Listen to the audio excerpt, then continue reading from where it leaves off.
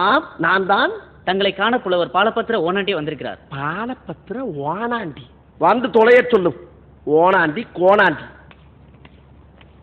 எனதருமை 23ஆம் புலிகேசியே, நீ வாழ்க, நின் கொடை வாழ்க. அமைச்சரே, மன்னா, இந்த லகடு பாண்டியன் நீ பேர் சொல்லிதான் அழைப்பானா? புலவர்களுக்கே உள்ள ஆணவம் மன்னா. ஆம். தாங்கள் வந்த நோக்கம்? என்னுடைய புது கவிதை ஒன்றை தங்களிடம் பாடி காட்டி பரிசில் பெற வந்திருக்கிறேன்.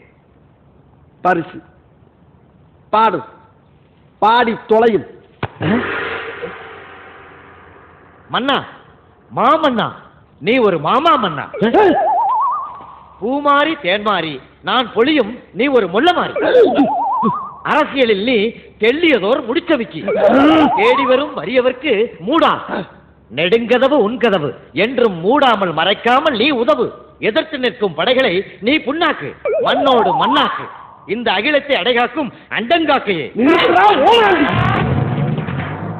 சிங்கத்தின் கொகைக்குள்ளே வந்து அதனுடைய பிடரியை பிடித்து தொங்கவா பார்க்கிறாய்? நான் என்ன குற்றம் செய்தேன் மன்னா? எதற்காக நான் என்னை திட்டினாய்? திட்டினேனா? தங்களை பாராட்டி பாடல் தானே பாடினேன். அமைச்சரே, என்ன பிதற்றுகிறான்? ஓனாண்டி, சிறிதும் இடைவெளி இன்றி மன்னரை பார்த்து திட்டினாயே, எதற்காக?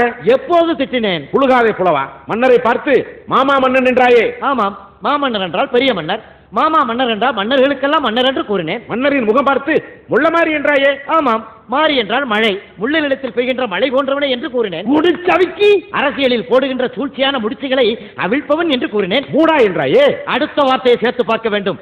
தேடி வரும் வறியவர்களுக்கு அள்ளி கொடுக்கின்ற மூடாத கதவுடையவன் என்று கூறினேன். புண்ணாக்கி எதிரிகளை புண்ணாக்குங்கள் என்று சொன்னேன்.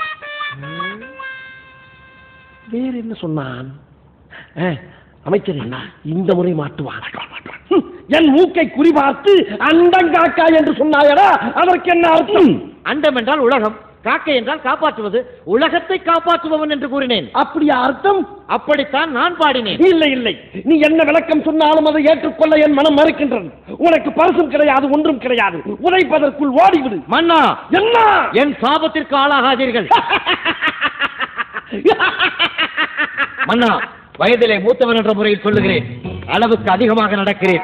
எதற்கும் ஒரு எல்லை உண்டு. பாலபத்திர ஓனாண்டி, என்னிடமா எதிர்த்து பேசுகிறாய்?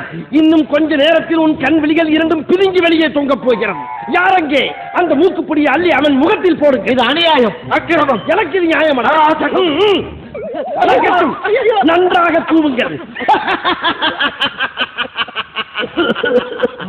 அடே ஓனாண்டி புலவா, உனக்கு ஒருவனுக்கு மட்டும் தான் மூக்குப்பொடி தண்டனை.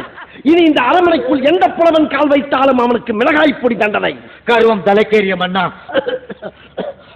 உன் ஆணவம் அழியப் போகிறது. அழிவாம் அழிவு.